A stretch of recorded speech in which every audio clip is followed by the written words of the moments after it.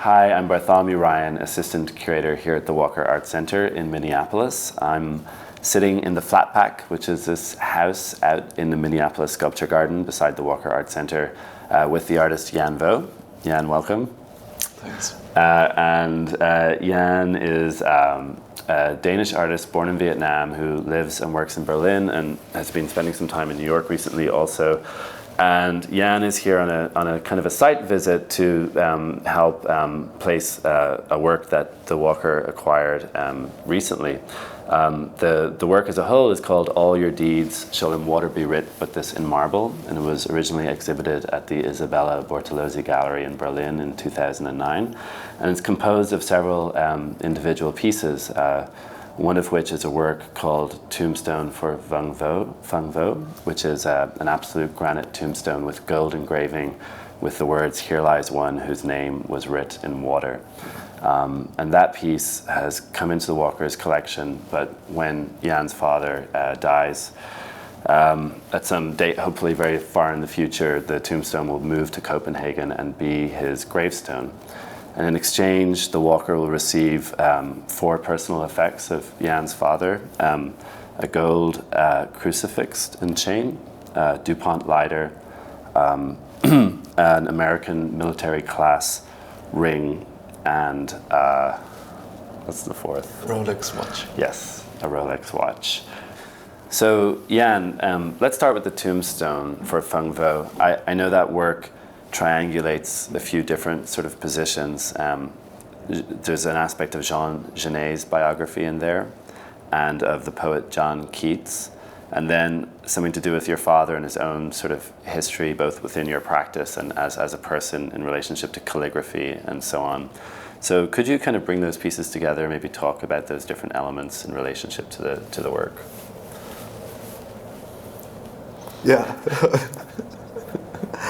Oh, my brain is so messy. But first of all, when you talk about the tombstone, I mean, to define, things as a work or not, it's also very complicated in my mind. I really consider the tombstone as a tombstone. Mm-hmm. And but that doesn't mean that the tombstone can be a part of a work or a project, whatever people want to call it. Mm. And that should be totally okay, of course, at the same time. Yeah, because we just acquired it. So, but sometimes things just need to fit in. But that doesn't mean that I, in my head, can think of it differently. That's it's like the same as the law or something like that. Yeah. But the other thing was that that's often in the certain of my works. I have like different kind of interests that. Comes from different reasons, different times. And then when the work gets executed, all these interests somehow get tied together. And I think that's the only thing that makes them, relate to each other, not in terms of coherency, but also sometimes because of the opposite. Mm-hmm. It's just something I really like in works in general. So I think if we should talk about it, we should talk about it separately more. Okay. Because I think it's also, I think also in this interview I would avoid, because I don't do this myself, to interpretate why these exist. I think things exist because we execute them. Mm-hmm. But this is also in general, I think, the problem in the perception of my work, that there's so many interpretations during the way or under, when, it just happens, and it's not because it shouldn't happen. Right. But that doesn't mean that I think of it differently. Well, that's something that happens a lot with your work, I would say, is that there's these kind of different levels of mediation or something. Like if I encounter an exhibition of yours, you have given a certain number of kind of indicators as to, how the work or the pieces are located for you, but that, to a large degree, the experience is reasonably sort of abstract, and sort of there's this great degree of subjectivity one brings to the work. But then there's these other sort of platforms like interviews and essays and so on, or even occasionally press releases where a certain amount of information is divulged. So, for example, with this acquisition, there was a text going around which just basically, rather than being interpretive, just set out some terms like the story to do with Jean Genet and his signature on his gravestone, or the story to do with John Keats and what he had written on his gravestone, and then what you did. Yeah. Which was just kind of very much action rather than interpretation. But maybe it'd be good then to just actually outline the action or the process as opposed to. Yeah. And that would be a bit more easy. And as I remember, it would be, the first interest I would have was, came from Genet's Tombstone. And I always really, loved the story. And it's when Genet was still late in his life, in order to earn money, he had his lover and the son of his lover to basically copy original manuscripts, and then Genet would go out and sell them as originals. So therefore, the lover and his son basically learned to write the handwriting of Genet. What happened later, when Genet died and he was buried in Larache, some pilgrim, to call it a Pilgrim. What? Pilgrim? Pilgrim? Like religious people, person? Yeah, almost. But a fan of Genet. Exactly. Came to, there's Right. a lot of people going to see his grave, of course. And at one point, the brass plate that was embedded on his tombstone was stolen. So now the caretaker, who is the son of the lover, he decided not to put a new one up because he thought, I probably would be stolen again or whatever. So instead he decided to engrave it in the stone, his Genet's name. But since he was trained in writing Latin in Genet's name, basically it's his signature that's on his own tombstone. And I thought always this was a beautiful and fascinating thing. And that's what usually happens in my work, that there's certain stories, certain things that happens around me that I carry with me, that I feel attached to, or just cherish, I guess. And then other things happen. It's at a certain point I got interested in my father's handwriting, but that doesn't need to have anything with the Tombstone of Genet. I think that came more from, I was always fascinated since I was a child, basically. When he came to Denmark, first time I encountered his handwriting was more from these kind of sign he would do for his, he had different kind of food stalls. So he would write the menu, or like 2 burgers for 45 kroners or whatever. That was how I saw that he had a quite elaborate handwriting. And that got activated for the first time when I started a project where I would have him endlessly copying a letter of this missionary that wrote to his own father. Venard. Yeah.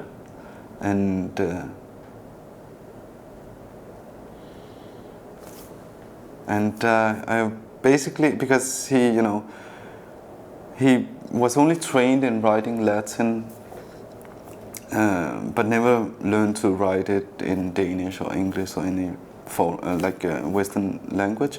So he would in the end, basically not use it for many years. And it's not because I'm a sympathetic guy, but I like the idea that it would be activated. And that was how I came into his handwriting. Right. And then, I think I was invited to a site visit in Rome, and I encountered John Keats' tombstone. And that was amazing. Like, it's just written on his tombstone, here lies one whose name is written in water. And that was, of course, because John Keats was posthumously known, like he died in the age of 25. So his friend decided to write this. He asked his friend to have this written on his tombstone. He died of tuberculosis, right? In Rome. Yeah. He tried to, be cured in Rome and was sailing for months from London to Rome. And then I think in a way this tombstone of Keats triggers something, and then everything falls, not in order necessarily, but then in my mind things came together. I thought, if anyone should deserve such a tombstone in my eyes, was my own father. And then things starts to roll, and I think most time ideas comes like this, that when you see something and it triggers, and it's in the beginning abstract, and then you formalize it, and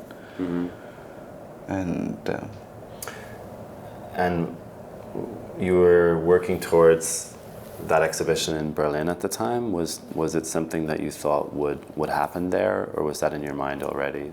Like, was it more just making the object, or was it aiming towards this kind of a moment where you could bring together these different elements that were in that show?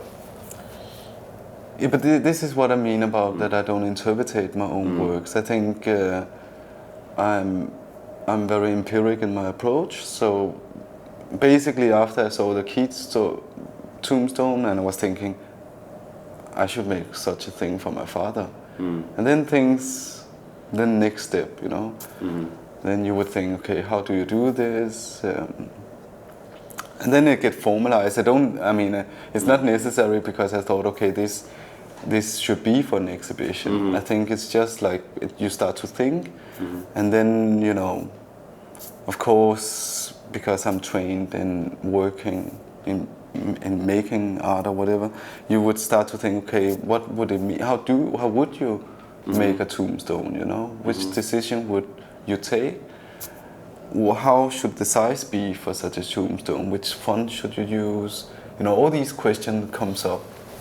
So I've seen different calligraphic sheets with different fonts. Yeah, and this is where Genet comes in, because of course the first thing I thought was this sweet revenge that not like the revenge towards my father, because maybe it's not even a revenge.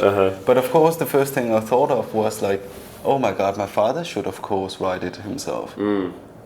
And I asked him then to, but then of course the format should also be defined. We can talk about that later. But in order to create the font, I asked my father to write 20 different proposals. Here lies one whose name was written in water. Yeah. And he did that, and then I would choose one that I thought I would choose one to fit the tombstone.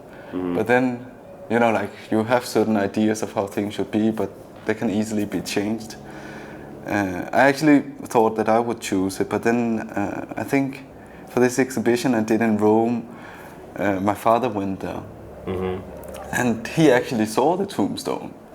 And he was like, my God, Jan, why didn't you tell me that it's in Rome? I mean, my father is very Catholic and he loves Rome because the Pope is there, whatever. And it becomes a bit abstract, because he came and then he was like, yeah, but Jan, we should write it in old Roman letters. And that's where the Gothic came up. Right. And he was making these Gothic letters for it. And it was of course strange because I don't think of it as old Roman letters. I Right. think of it as Gothic. yeah, and Right. it's for me much more related to the Hitler or something, you know. Yeah. And that was so funny because of course there was one layer that totally fucked up the things. Right. And reminded me that all references are Loaded. Loaded and very subjective as well. But I mean, since he liked it so much and it made sense for him, after all, it's his own tombstone. There was the decision then to have the Gothic letters. Yeah. But he knew at that point that it would be his tombstone? Was that a conversation that you had with him? No, I mean, we don't talk so much about these kind of things. I mean, Right. work on it. Well, yeah, I mean, I want to get back to this, but just as a part of this acquisition, for a museum to acquire something that, will leave, someday and go somewhere else and still be in the Walker collection, but not be here and really not be maintained by us into the future and stuff. Part of what was important to us is to sort of develop a kind of contractual world around the acquisition so that we could kind of lock in, I guess, certain aspects. And I'm not going to ask you about this too much because I think that goes into the realm of interpretation probably for you. But this is sort of like something that has been talked about a lot in relationship to your work, the way in which almost you push contractual language to the sort of point of absurdity. We as a museum have basically almost, I wouldn't say forced, but sort of required that your father makes a will that we can see. So we have a tangible document that sort of confirms this, in a way, kind of quite conceptual sort of agreement or something. But anyway, so basically your father is right now working on a will for us, which confirms, all of these aspects. So was that like an easy phone call to make, or? No, I mean I don't think it's so interesting for me if it's like an easy thing or not. I think, first of all, the work very much deals with the notion of possession. What does it really mean to possess something, and where does it go afterwards? And it was perfect for the whole work in the sense that in the end the question becomes very important only when you die. And they of course question the whole idea of inheritance, and basically, I mean, my parents, I'm not going to inherit that. They don't have money in that sense. And so it just raises a lot of questions, which I think is, this is what the work is about. And if this is interesting, if it's interesting, this is what I find interesting, that how do we deal with it, And, is it very different than if I called him and said, you should inherit these? In the end, it's a kind of fucked up, contaminated objects, If it would be different if the kids went together and said, okay, father, you should make a will, and then my mother should take care of it afterwards, or my niece, or whatever. What does it really mean, Right. Yeah, no, absolutely. And it's not, so those kind of legal conventions around death are one thing, and I know in your work you also have this ongoing project where you've married people and taken on their names and then divorced them, and that's another sort of legal institution, as it were. It's interesting seeing even your flight ticket for your flight here and seeing, Rosaska, or was it Rasmussen? Yeah. So it's really tangible. It's very sort of real, actual sort of legal sort of engagement as an artist. But I think it's very simple, I think it's like it's like to, I mean, for me, it's a very important thing to empirically,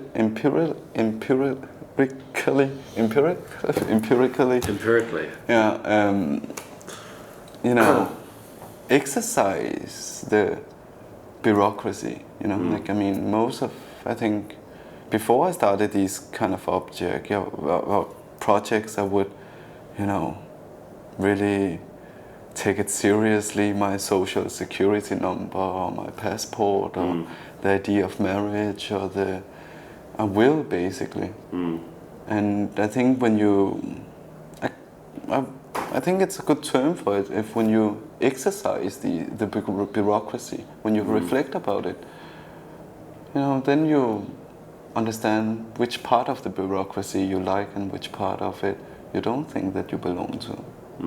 And for me, that was an important exercise in understanding the society or the world that I'm living in.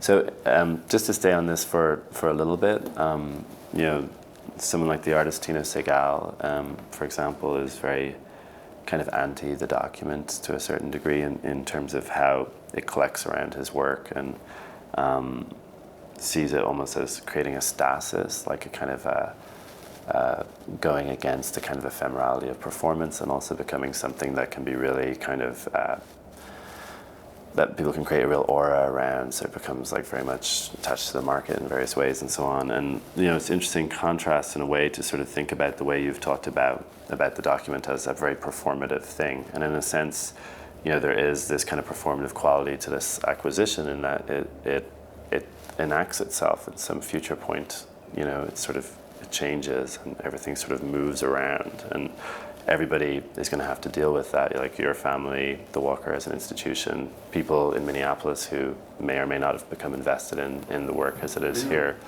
And you know, I find that sort of interesting that using these structures to put something in play over time. Is that something that that you can sort of relate to, that you sort of think about, or is there a way in which kind of the idea of sort of the document gets played out in very different ways in your work over time? What does that mean? That's not a question. Let's keep going. Let me ask you. So the document as performance. Yeah. And how that relates to identity, perhaps, is the real question. Yeah. I think actually that came from something that Felix Gonzalez Torres said one time. He did this amazing work called Passport, which is just blank white sheets, a stack of it that people could take.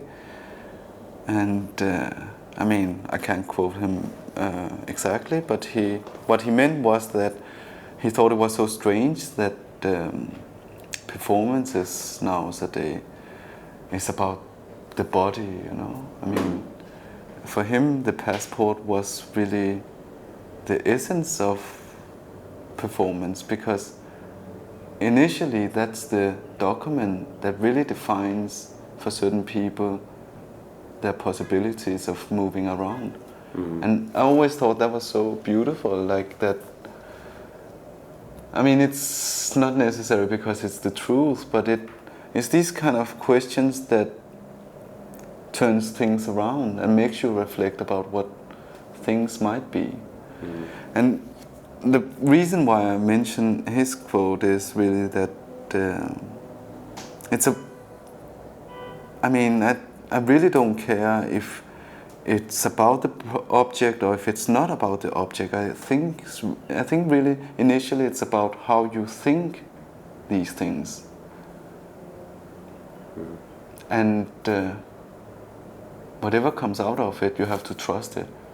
At least that's my strategy. Did that make sense? Yeah, no, it did. Because I think the problem as well with saying, okay, if it's about the object, or in the case of Tino Sehgal, that it's a non-object, then we get caught in the discussion of it. I think what is much more dangerous and interesting is that it can be an object, but we don't care about it, you know. Mm-hmm. Maybe that's what I find interesting in the work for Walker, that it's something so monumental, or referring to something so monumental like death, and it's marble and it's engraved and so forth. But it's also so fluid, you know. And I think the combination of these things is quite interesting. Right. And I'm even not really clear about it in my brain yet, you know. Well, you know, Keats just wanted "Here Lies One whose name was written water" on his grave, but they added Severn and so on, added the rest of the text, you know, like who he was and so on. But this is actually the real, you know, this is the authentic, you know, Keats, or in a way it's that kind of stripping away all sort of things that link you very sort of fundamentally to material ideas, like birth date, you know, nationality, or any of those, even name, you know. And it's just that text. So for someone who comes across it in the sculpture garden, say, that's a very open-ended proposition. Yeah.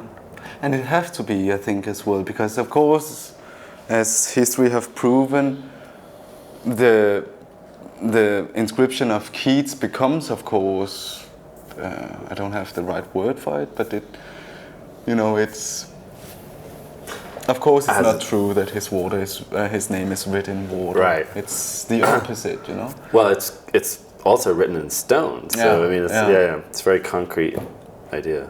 Yeah. And I like Can I follow through on something? So, one of your bodies of work are the chandeliers that you got from the Hotel Majestic in Paris, that were, you know, sort of present for the signing of the Paris Peace Accords and various other things. And you know, when I talked about this tombstone for Phùng Vo piece originally to someone, they likened it to that project, but almost in reverse. And in other words, you have this kind of chandelier, which is sort of in a non-art context, that then sort of comes into the museum or whatever, and there's almost like this ready-made with aura that then becomes framed in a new way. And then here with the tombstone, we have this thing which sort of seems to enter the world as an art object, but you don't necessarily see it that way, and then moves to the graveyard.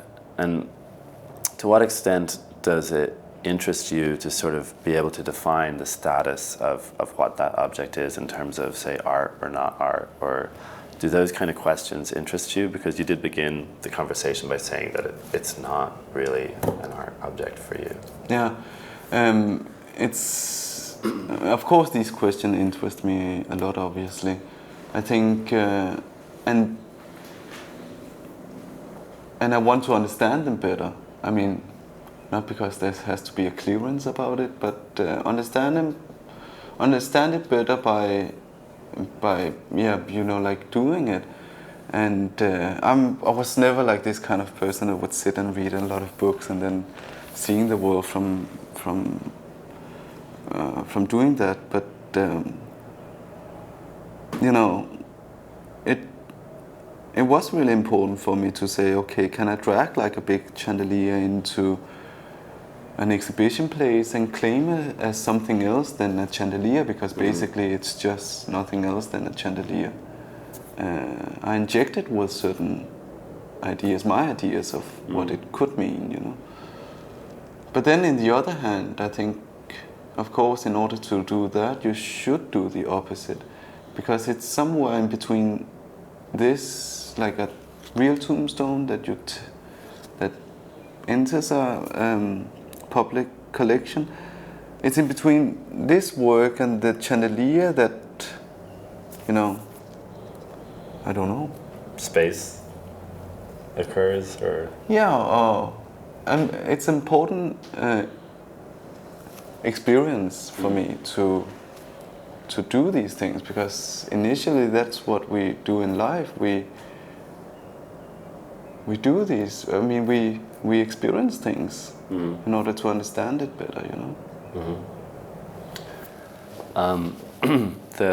The chandelier piece obviously relates very much to kind of aspects of, you know, history in terms of Vietnam and the U.S. and various other kind of imperialist sort of feedback loops. And you know, one thing that seems to emerge in your work quite often is some kind of a very interesting relationship to kind of historical precedents that takes maybe like a much more ambiguous sort of position in terms of like the political efficacy of this action against that action and so on. So, for example, you've developed a relationship with Joseph Carrier, who was a researcher for the RAND organization in Vietnam, and is something of an anthropologist, and did some studies into kind of young Vietnamese men and so on that kind of are on the borders of what maybe 10 or 15 years ago would have been seen as sort of very directly kind of sexually exploitative sort of processes, like someone from the West coming here and doing this and so on. But you've sort of befriended him to a degree, and you know you've used his work in your own works, and bringing that to then just that question of roots or of background or of you know, being from Vietnam originally, and how you got to Denmark, and thinking about that in relationship to this piece, which seems to relate back to other pieces related to death in your family. And you've mentioned to me before that in some ways it feels like it all relates back to the death of your brother in Vietnam, but I don't know if that's quite how you would put it. But no, yeah. I think they just come together, you know. I mean, because there was a lot of questions. Sorry, let's pretend it was a statement followed by a question. Yeah, I think actually the first time I was interested in making Tombstone actually was from my grandmother, and which was actually really the first time I exhibited, or you know, was one of the times that I exhibited the chandelier. And that was my grandmother's tombstone, because, you know, and I think that was because she died, basically. And you know, I was not thinking that I would make a tombstone. I actually asked my mother. That's more in the tradition of it, that it would be my mother that decides how the tombstone would be. But I thought that I wanted to exhibit my mother's, you know, the tombstone she initially would choose for my grandmother, and of course I tried to lead her into an artistic, you know, way of doing it and whatever. But she went crazy. I mean, I think even she thought about making a, you know, like this kind of basket thing, the thing that they carry baskets with, because that was what my grandmother did. You know, most of her life in Vietnam, taking these baskets to the market and sell stuff. And, you know, I was like, but, you know, how the fuck would you cast such a thing? Or, you know, it was a bit too complicated for me. And that was when we decided then suddenly then I thought maybe we should just, because I've initially made like this portrait of my grandmother with the objects that she received upon her arrival to Germany. And I was then thinking maybe we should just, since it's a portrait of her, and you know, my grandmother was really, it was a big dream of coming to the West, and that was what she got. So I thought maybe that was. What were those objects again? It was a refrigerator and a television and a washing machine that was stacked on top of each other, and then the Catholic Church came and gave her this crucifix, and you know. Then we decided, I mean, somehow it came up that I should make like a relief carving of the sculpture, and then, you know, having a horizontal grave like the French. At the time I also was on a residency in Paris, so I've seen a lot of, I saw a lot of these flat tomb slabs. Right. And then, you know, I would call my mother and ask her if she would think it was a good idea, you know. And she was really touched by it, you know. I mean, that was something that was quite interesting when I proposed my family, like, you know, because that was the first time that I was thinking of doing these tombstone that would not be so conventional. So, I mean, I felt that I had to ask my family what they would think about it. And they all were really, you know, like, touched by it, which was quite interesting for me. That they actually saw, I mean, they're not so much interested in art, but they perceived the concept in an emotional way, which I thought was quite interesting. And that was actually my entry point to making tombstones. I mean, I've only made two. Two. And so that tombstone's going to be at the Kirkegård cemetery also? Yeah. Yeah. Will they be near each other, do you know? No, I you know, like I That's haven't. been worked out. Yeah. Okay. So I guess another question which I should ask, sort of for posterity, in a sense, is, you know, by, I guess, in a sense, sort of chance, the work is now in Minneapolis, you know. And so the way I look at this is that there's, and this is kind of a personal read, but that the work is kind of, this one object has sort of triangulated, except there's four things, you know, Rome, Larache, Copenhagen, Minneapolis, and maybe in some weird way, you know, Vietnam or something, into this, you know, it's all embodied in this piece. It's almost like I want to draw a map with diagrams going from one place to the other. So how do you feel? What does it mean, or how does it feel for you to have this piece be in Minneapolis? Like very random, or is that something that you think your father is sort of engaged with, and so on? Because it is his future tombstone, and it is going to be sitting here in our sculpture garden. Yeah. Yeah, I don't know. I mean, it's. I mean, there's a lot of things you can't control, which is good. And I mean, I think it's actually the same way of working. You know, it's like things happen, and then you have to find out how to deal with it. Mm-hmm. And you can always make sense out of it. You know. Mm-hmm. And when it makes bad sense, you should of course reject it. Mm-hmm. And I absolutely didn't thought it was bad sense to have a place in Minneapolis. Good. That's good news. So why don't we talk about, would it be okay with you if we talk a bit about Isabella Bortolozzi and that installation? Yeah. Is that something you're prepared to talk about, or? No, I'm not prepared of anything. But I think that the letter is quite important as well. I forgot that for a moment, because that's also related to the tombstone somehow, because the letter was the first piece that I made with my father's handwriting. And that's basically, you know, like in mid-19th century, there was a lot of French missionaries that came to preach in Vietnam that got executed. And there's the longest story behind that. But anyway, a lot of them got executed, and basically was one of the, you know, excuses for the French to create Indochina, because it was a, you know, contract.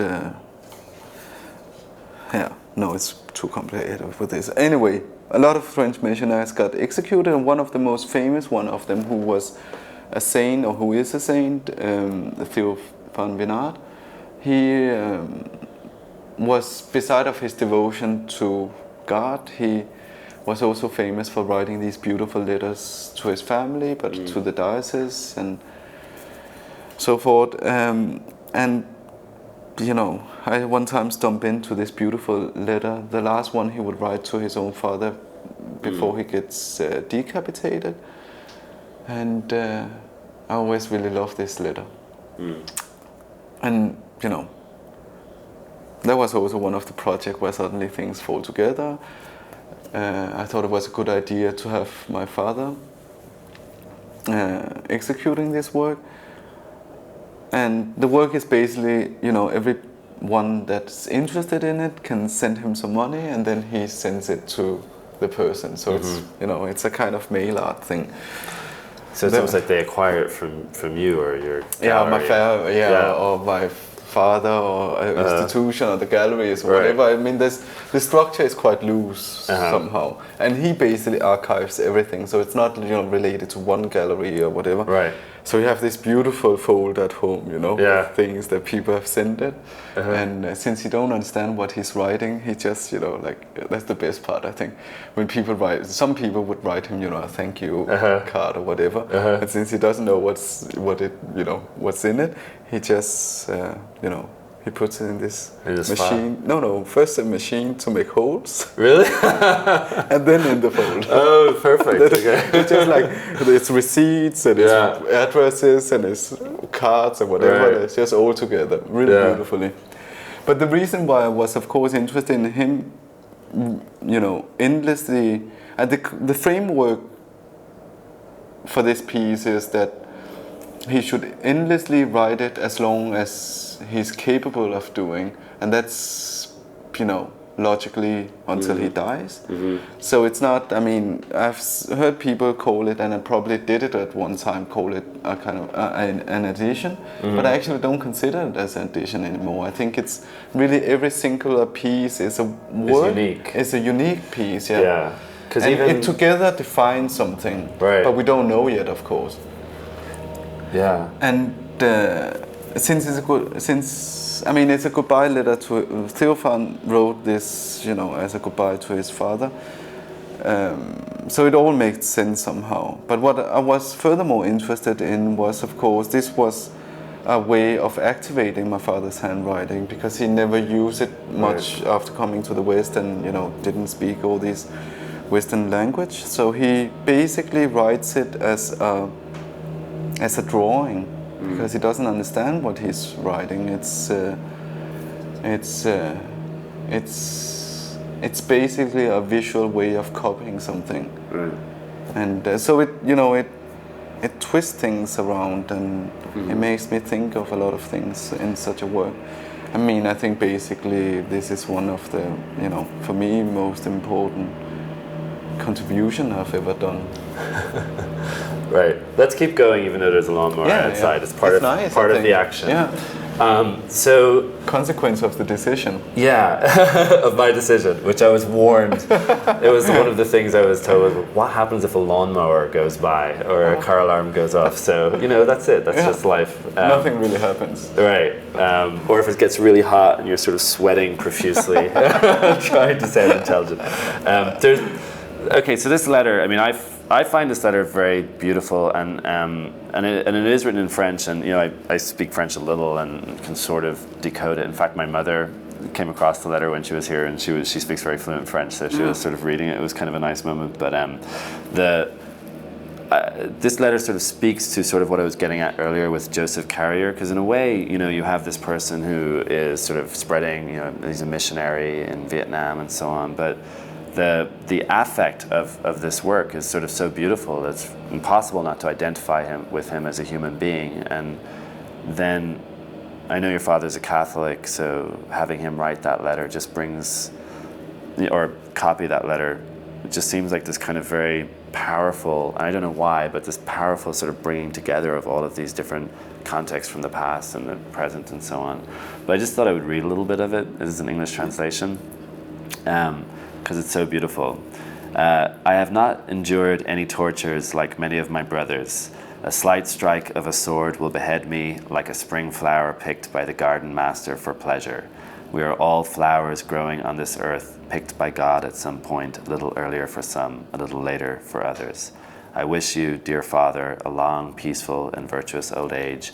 Bear your life cross gently, following the path of Jesus till the Calvary of a felicitous death. Father and Son will meet again in heaven. I, small transient being, am to leave first. Farewell. Your devoted and respectful son. And, there's this added layer, which is you are your father's son, obviously, and you've invited him to do this. So, in a sense, when you bring all of this stuff together, it seems like there's this very kind of actually profound playing through of a relationship here, or various relationships. Okay. Yes. This is maybe like, I think this is a long explanation, but I think somehow it's necessary. I think, you know, you have the French from the mid-19th century, and I mean, the reason why they also created Indochina was related to the support of the English to wage a war against the Chinese in the Second Opium War. You have later on Second World War with the Japanese occupation. You have the North Vietnamese, the Viet Minh. They were not called North Vietnamese, of course, kicking out the Japanese. And because the English in Second World War, of course, went to create the new world order as the victorious, what do you call it? Victors, yeah. Wanted the colonies back. They determined that all the countries that had colonies should get the colonies back after the new world order. And that's why the French came back to Vietnam. And they were kicked out then by the Viet Minhs. And then the Americans came.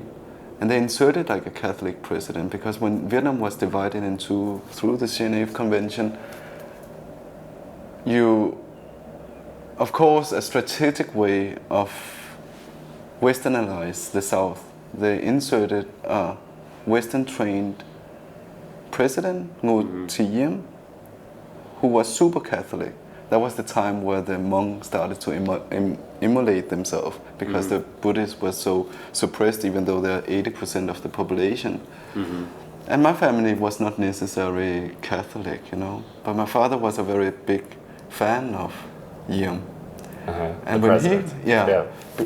and the thing was that the United States, when they saw that Diem was not necessarily the person to unify Vietnam, which were their big hope, you know, especially when the pictures of the immolated monks circulated the whole world, they supported a coup against him. So he got assassinated.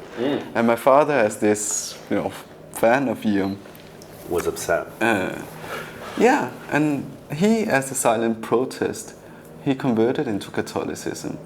So this is the, you know, like my entry point into history, into Catholicism, and it becomes a bit abstract, you know. It's difficult to trace historical reasons for why we do certain things, or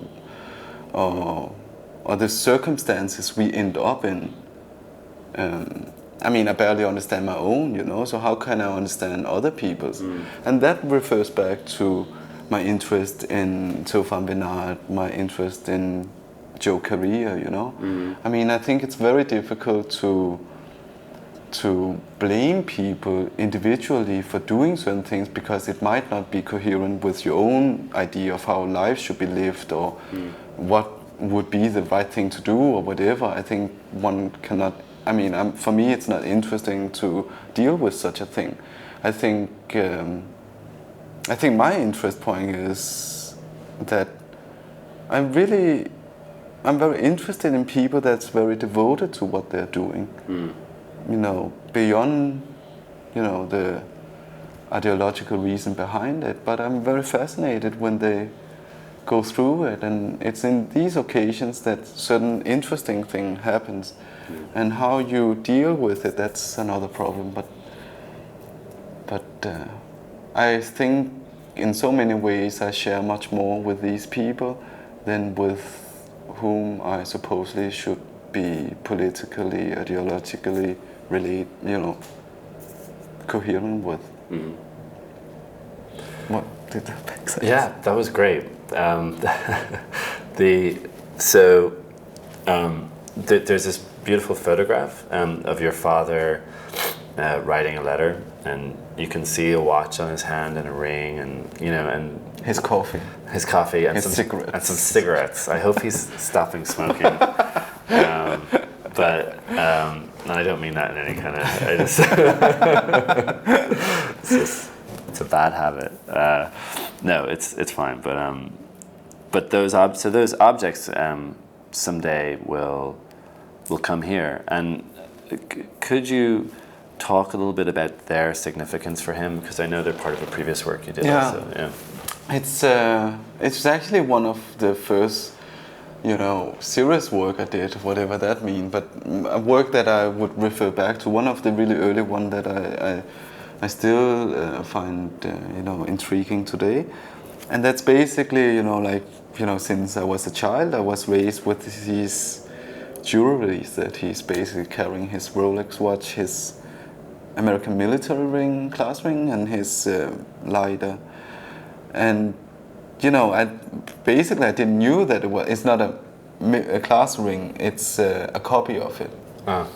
You can get that around. It's like in Vietnam. You say a class ring, like it's a ring you get when you graduate from American Academy, military. Okay. Yeah. And when I found out, of course, that it was an image of this, I asked him, but why? I knew, of course, he was very pro-America, but to wear such a ring, I knew that he didn't went to the military academy. Mm-hmm. And he told me that it's a prestige thing, like in Vietnam, during the war, Vietnamese men that would wear such a thing would signalize that either they would be very rich or very intelligent, because they would be sent abroad to study. And the most of the people that would return, because of course you could study mathematics and whatever, but they would stay in the West, most of the people that was educated in the West that came back was military personnel. And so that's what this signifies for him. So he kind of faked it, like he faked. No, you can buy these kind of things around, So he acquired one after coming to Copenhagen. But his Rolex watch, since he was the one that organized, the economy around the building the boat and bribing officials and whatever, he was the initiator for it. So he basically had the money in his hand, and he had some leftover from this thing, So the first thing in the refugee camp So this is just to contextualize this. Your father and your family escaped from Vietnam on a boat in 1979, with around 100 other people or something. The way you would do it was that because Vietnam has such a long coast, so basically they build any kind of ship, and then they sail out. And since it's like this commercial stripe from Hong Kong to Singapore, there's a lot of big tankers that could pick up people. Some wouldn't do it, but we were lucky. Maersk, this big company in Denmark, they were the one that fished it up, and they would dump us off at the nearest harbor, and that was Singapore. So when we came to Singapore, my father still had a bit gold left, and he bought like this Rolex watch. He bought a Rolex in the refugee camp. Good, right? And I thought that was interesting. So all these objects really comes from this kind of desire, like. Would you say, is it too much to kind of compare them to the three objects in Oma Totem, but almost like the male version of those? Like, you have, so the woman gets the refrigerator and the washing machine, and the TV, which seems almost like that's male and female, maybe, or but then your father sort of acquires this sort of watch and a ring and this DuPont lighter and so on. Is there a way in which it sort of symbolizes some kind of emergence into capitalist culture, or do you think that's... I think you even could trace it back, like a way of colonializing places or westernizing places is not necessary, by warfare. It's also by seduction.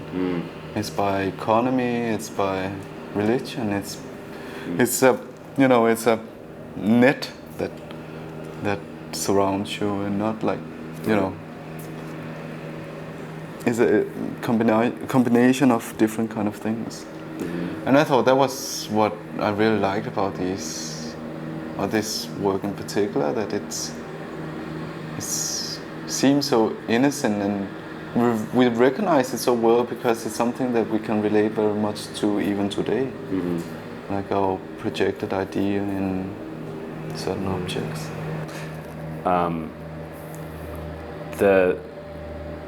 Maybe to just expand on that a little bit more, it feels like, in very concrete ways, like your work sort of, to a certain extent, takes a very fluid sort of relationship to identity, while also understanding that it's, there are just sort of givens in life that one sort of has to sort of deal with or negotiate. But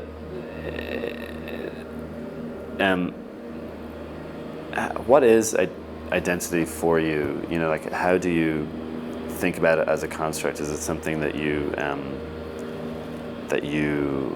think about a lot in relation to your own sort of subjectivity, or because this is a really awful question? No, of course not.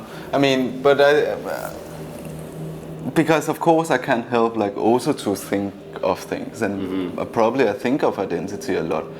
But a way of trapping yourself, or a way that I try to trap myself, is avoiding it by really focusing on the moment, on the particular moment where you have to take decisions. Right. And because if you try to make a coherence, I mean, I think it is really a fucked up idea that we attempt to have a coherency, a reason, an explanation. I mean, I don't really find that. I mean, I don't. It's not me, or whatever that would also mean. In the sense, I try really to focus. I mean, maybe it even sounds cliche, but if you really focus on the moment and try to avoid to think of coherence, I mean, coherency, what a stupid invention. Because you have these works that, I don't know if you call them self-portraits, but these kind of documents from your life or things from your life that you sort of insert back into or circulate back into the art world in a certain way, or and they things that I've seen are like a letter from your teacher about painting and how you should give a painting, or would the will from Joseph Carrier sort of be part of that, or I think of it as like it was something I've done like for a long time. I mean, it's very simple. I think it's really like a kind of belief that if there's such a thing as identity, it's always defined from without. At least it was my curiosity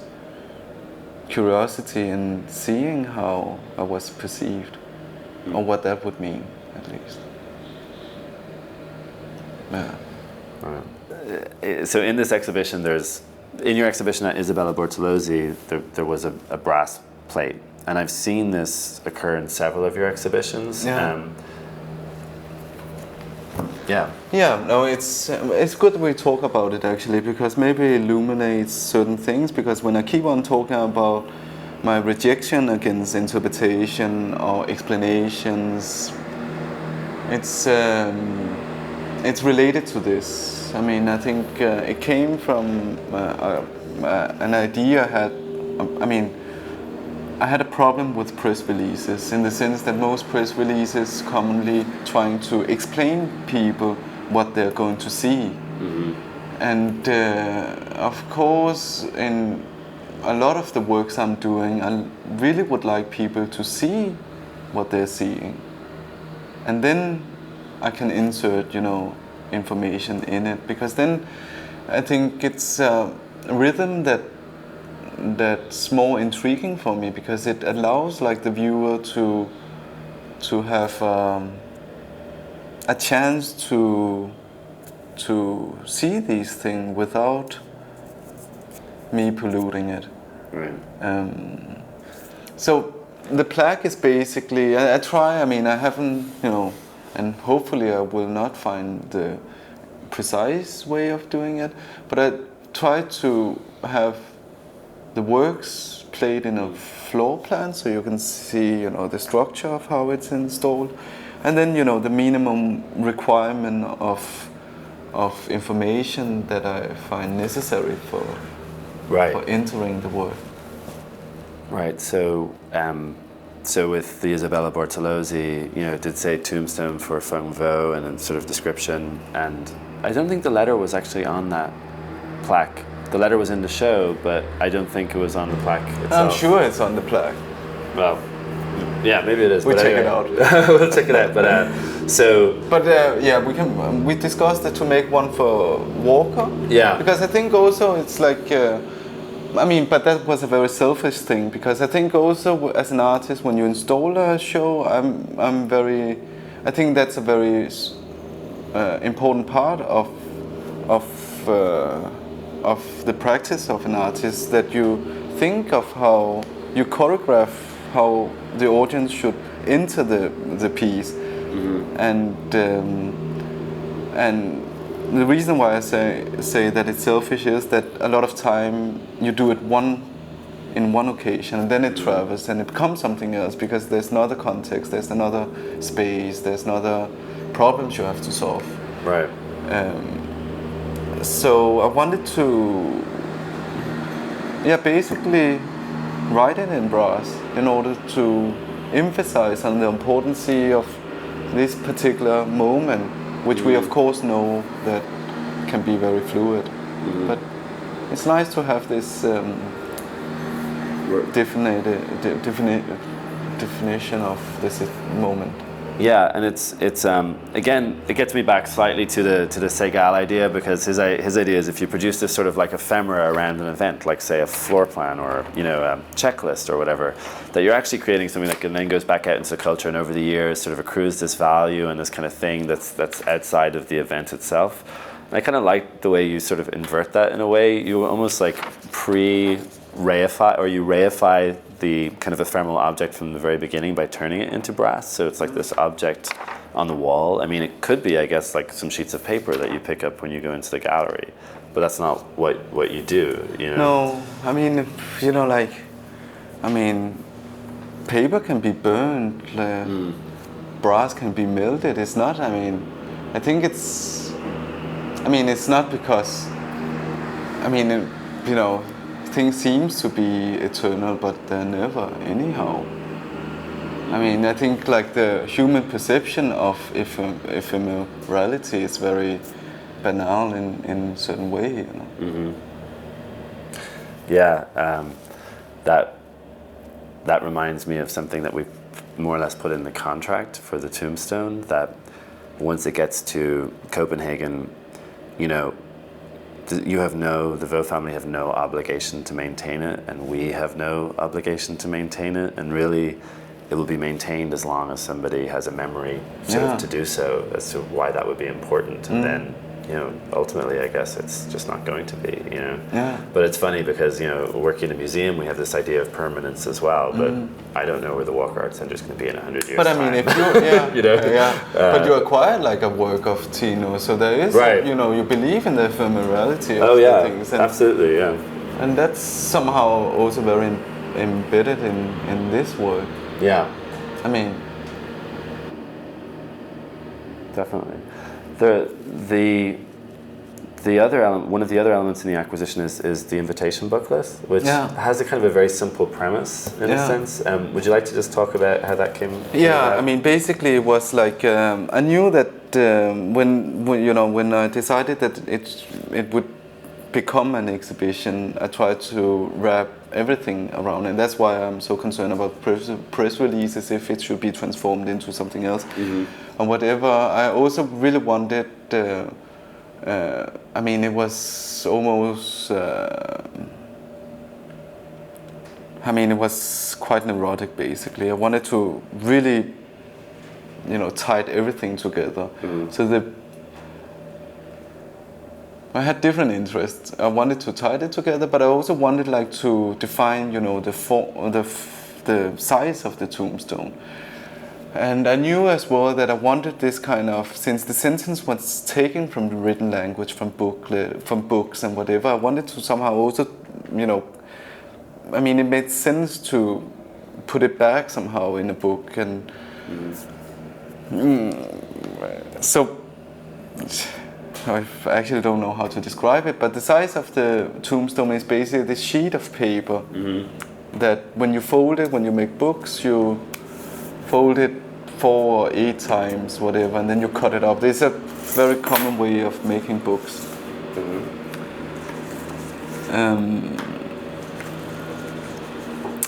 And that was how we find the form of the book, like the format, the size of the tombstone, and it all made sense somehow, because of course this size, that was also what we sent it to my father in order to make his test, his different designs.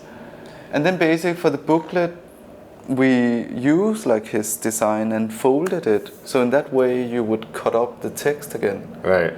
And of course that should be the invitation card, because that was the key to understanding reasons for form, reasons for other different kind of things. So it just made So it's just that simple gesture of folding it up, and however it falls within that booklet then is how it falls, right? Yeah. And at the back there's a text. Yeah. And that was the text of El Qahtani. And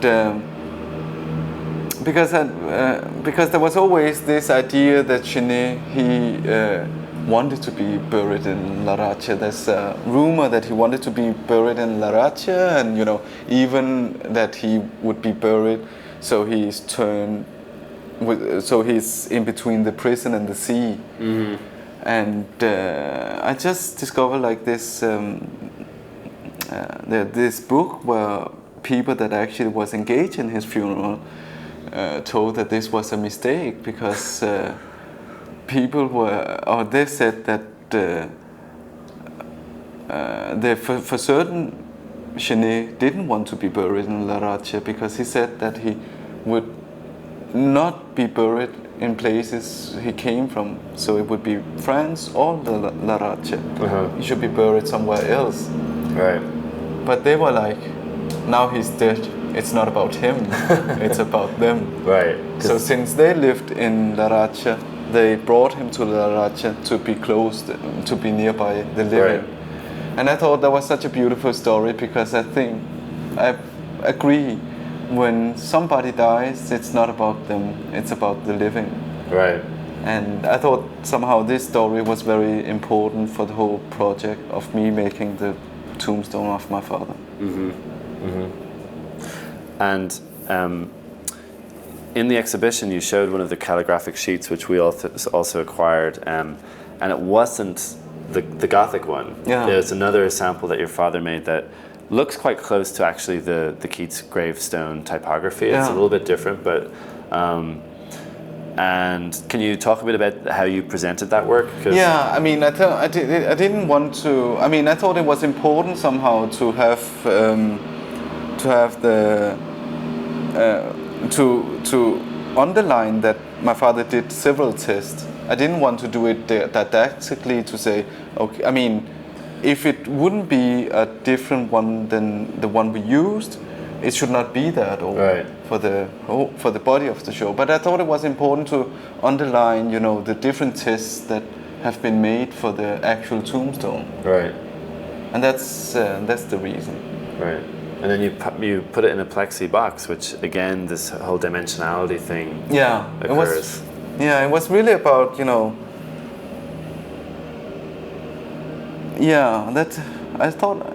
but I have forgotten that a bit. I really wanted it's exactly the same dimensions as the tombstone. Yeah. It was very important for me, because I wanted to, since the reference point of the project was from this one of the most well-known poets in history, basically, on Romanticism at least. It had like this kind of immediately, strong bound to literature. Yeah. Seemingly. Right. But actually, when you look deeper into it, it has nothing really to do with it.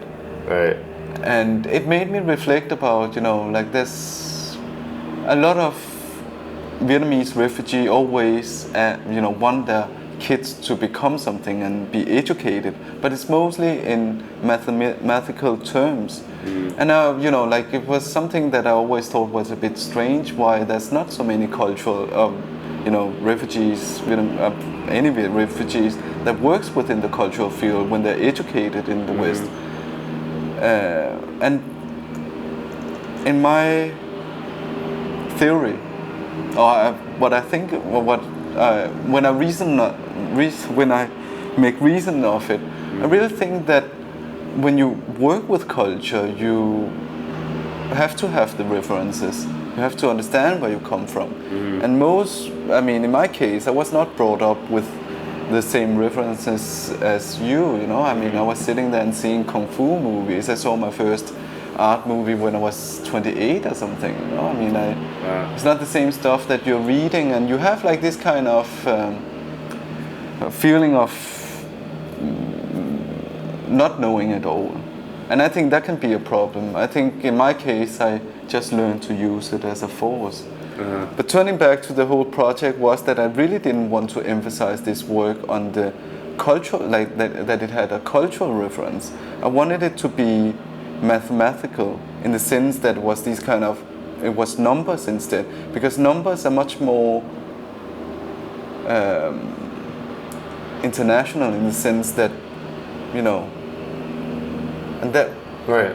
I don't know if this makes sense, but this is why my father really preferred me to be engineer instead of an artist, Right. And it's something you understand. It's, so I wanted when I installed the show, it was about numbers, structures, geometry,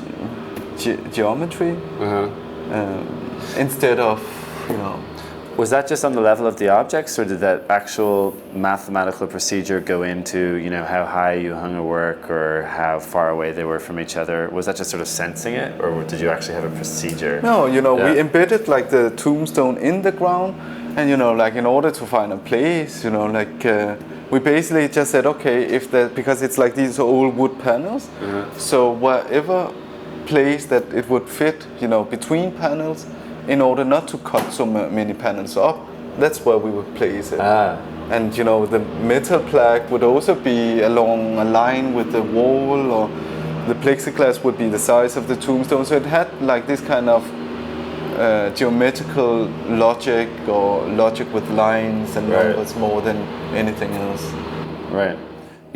As we kind of leave here, the Walker as an institution and the Vo family have sort of entered into a contract that will sort of go forward into the future, probably, long after I've left the Walker. There'll be other curators at some point who will be in contact and dealing with everything. So I thought I would just conclude by asking you, what feels like the next step in this project, or how do you feel about it as it moves into the future?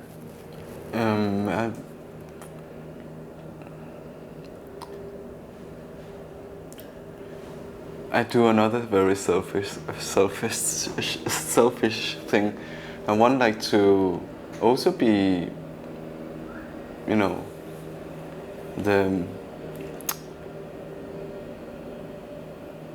I want also to experience the piece, and I want to be a part of the audience.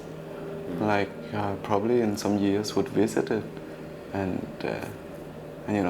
trying to experience it myself. Because I think that's the beauty of the project, that it has this kind of, you take certain decision.